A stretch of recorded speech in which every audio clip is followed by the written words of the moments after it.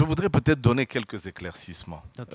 Tozoyoka, Bazoko Sabiso, on nous fait croire que les Swahili seraient menacés ici à Kinshasa. C'est aussi une ruse de nos ennemis pour nous opposer.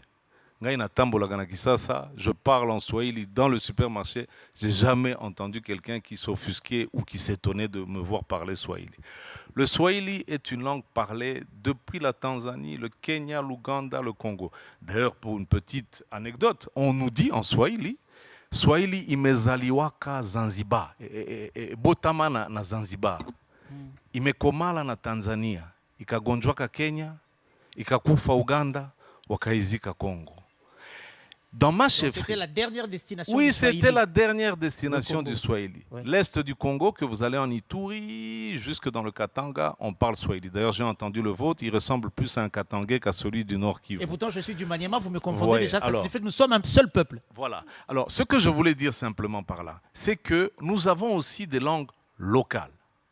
Alors, il y a un terme qui a été créé une nouvelle fois pour semer cette confusion au sein de la population Hutu que je suis.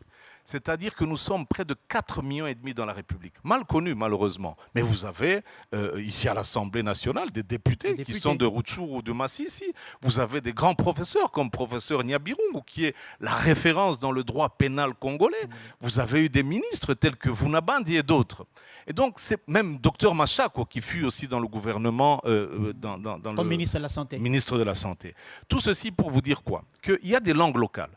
Il y a une langue locale, par exemple, qui est parlée à Rutshuru. Mais pas seulement à Rutshuru.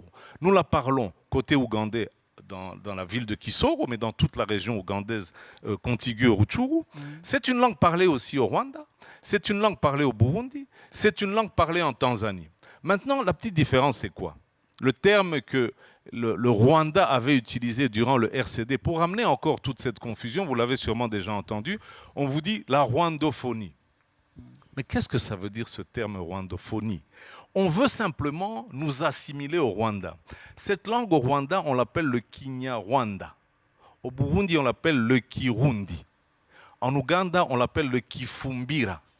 Chez nous, on l'appelle le Kihutu. Pourquoi? Parce qu'au Congo, nous avons pris l'option pour chaque ethnie de lui donner le nom de son ethnie. Donc l'ethnie majoritaire dans le Nord Kivu, c'est les Nande. Ils parlent le Kinande. Si vous allez dans le Sud Kivu, chez les Bashi, on parle le Mashi. Oui. Vous comprenez? Si on va chez les Balou, on parle le Chiruba. Chez ma mère, Moutetela, on parle le Kitetela. Vous comprenez? Donc chez moi, à Rutshuru, on parle le Kihutu. Mais ça peut parfois froisser. Pourquoi? Parce que ça fait référence à une ethnie dans une zone qui est un peu, on va dire, les conflits communautaires sont un peu tendus. À l'époque de mon grand-père, il avait déjà compris cette problématique. Il dira, nous allons décider de donner à cette langue le vocable Kinyabwisha. Donc vous êtes du Bwisha, vous parlez la langue Bwisha. Okay. Vous comprenez? Maintenant, les linguistes pourraient nous donner plus d'éclaircissements là-dessus. Mais ce que je voudrais simplement faire remarquer, il faut faire sortir de la tête de tout Congolais ce terme malsain de rwandophonie. Du poison. C'est du poison. C'est juste pour vous faire croire que nous sommes un peuple commun. Nous ne refusons pas que nous avons des accointances culturelles. Quand vous êtes à la frontière, vous ne pouvez pas dire que de l'autre côté, la personne, vous ne connaissez personne. Non, c'est faux. Et donc, ils ont inventé ce terme pendant le RCD Rwanda, RCD, en 98, pour créer cette confusion et vouloir faire un amalgame avec 4 500 000 Congolais, qui sont Hutu-Congolais, qui parlent la même langue.